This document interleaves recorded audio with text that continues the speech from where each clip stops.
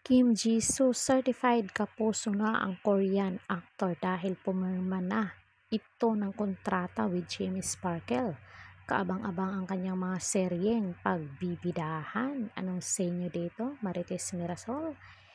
Isa ng kapuso ang Korean actor na si Kim Jisoo noong Miyerkules, August 28, opisyal nang pumirma ng management contract si Kim Jisoo sa Sparkle Jimmy Artist Center. Tingnan ang mga naganap sa contract signing ni Kim Jisoo sa Sparkle Gallery na ito. Oh, certified kapuso na talaga ang Korean actor. Sa pagdating ni Kim Jisoo sa GMA Network, mainit siyang sinalubong ng network executive at employees. Kitang-kita ang saya ni Kim Jisoo sa mainit na pagtanggap sa kanya ng Kapuso Network na sinuklian niya ng mga ngiti at pasasalamat.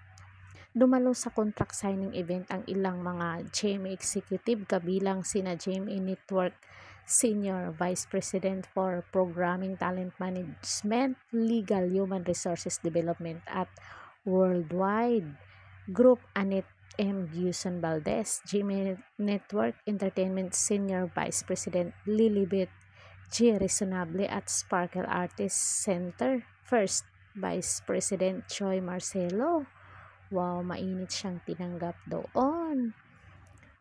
Nakasama rin ni Kim Jisoo sa contract signing sina Sparkle Artist Center Assistant Vice President for Talent, Recruitment and Development, Jenny Donato, Sparkle Jimmy Artist Center Assistant Vice President for Talent Sales, Branding and Marketing, and Puno Ignacio, Universal Record Managing Director and GLXY Management and Entertainment President, Kathleen D.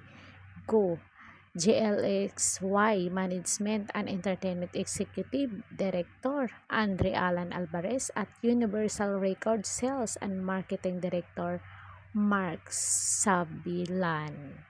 So, certified kapuso na itong si Kim Jisoo, hindi na siya pa extra lang. Alam ko may ano to siya, may gagawing teleserye kasi pumirma na siya ng kontrata. Nagpapasalamat ang Universal Record Managing Director ng GLXY Management and Entertainment President na si Kathleen D. Go na sa mainit na pagsalubong ng GMA Network kay Kim Jisoo. Sabi niya, he's proud to be a kapuso. Thank you so much. Wow. Hindi natin na isang Korean actor pupunta dito sa Pilipinas para maging artista din, na kung tutuusin sikat na siya doon sa Korea. Ipinararating ng Sparkle Jimmy Artist Center First Vice President na si Joy Marcelo na blessed at happy ang Kapuso Network na maging artist si Kim Jisoo. Sabi niya, thank you for being a part of Sparkle, for agreeing to do this partnership with us. Let's do more work. Let's do things like we'd never done before.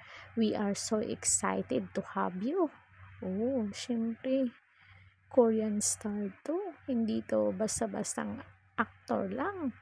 I'd like to welcome wholeheartedly our very first oppa, Kim Jisoo. I would like to thank you for sharing your talent and skill with the Filipino people, and I hope that we can do a lot of project that will impact not only the Filipino people but the global audience as well. Mensahe ni GMA Network Senior Vice President for Programming Talent Management, Legal Human Resources Development and Worldwide Group, Attorney Annette Guson Valdez, tungkol kay Kim Jisoo. Pinasasalamatan naman ni GMA Network Entertainment Senior Vice President Lilibet G. Resonable si Kim Jisoo sa pagtanggap niya na maging bahagi ng abot kamay na pangarap. Aniya, because of you and Jillian have good chemistry. We look forward here in the entertainment group for more project and with you. Wow, kaabang-abang to. May bago silang teleserye, baka Marimar siya si Seryo, charot. And we are so proud to be your kapuso. Congratulations. Di nga, baka nga siya yung maging seryo doon sa Marimar.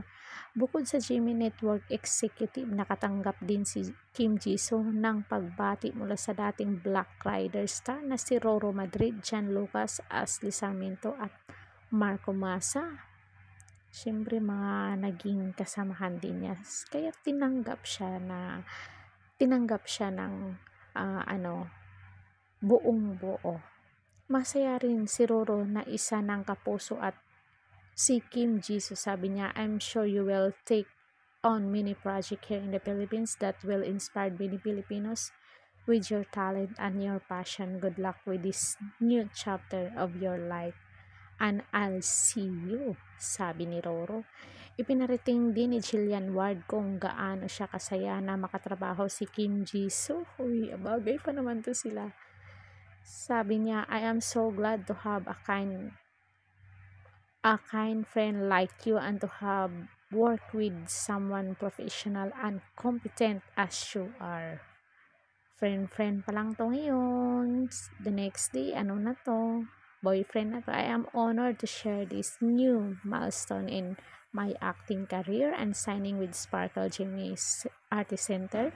It will open new opportunities. I'm eager to work with Jimmy. I just wanna say I promise you to do my best. Mensahe ni Kim Jisoo sa Sparkle.